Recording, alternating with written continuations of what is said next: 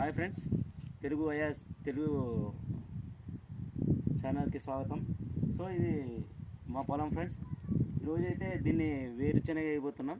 దీన్ని గుంటతో పాయడానికి వస్తే సో అక్కడ చూపి మొత్తం అక్కడైతే చాలా సో మనకి చాలా ఇబ్బందిగా అనిపించదు.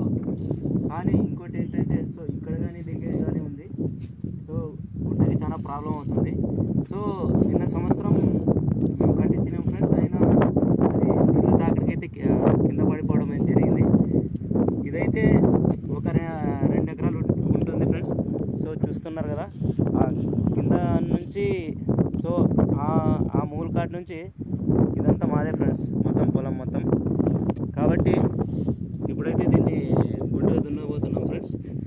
సో కాబట్టి మీకు చూపించాలి అని మీకు ఆస్తో మేము చూపిస్తున్నా.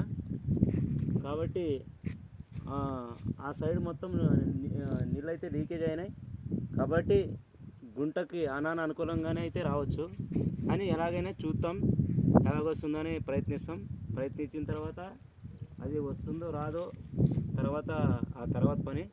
సో కాబట్టి మనం చేసేదే చేయాలి.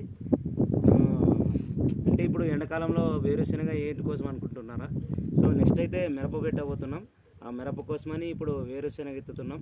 సో ఇదైతే 3 నెలల పంట కాబట్టి ముందుగానే గుంటకు దున్నుకొని తర్వాత వేరుశనగ ఎత్తుకుంటాం. తర్వాత 3 నెలలకి పంట వస్తుంది. ఆ పంట వచ్చిన తర్వాత దీన్ని మిరప సిద్ధం చేస్తున్నాం ఫ్రెండ్స్.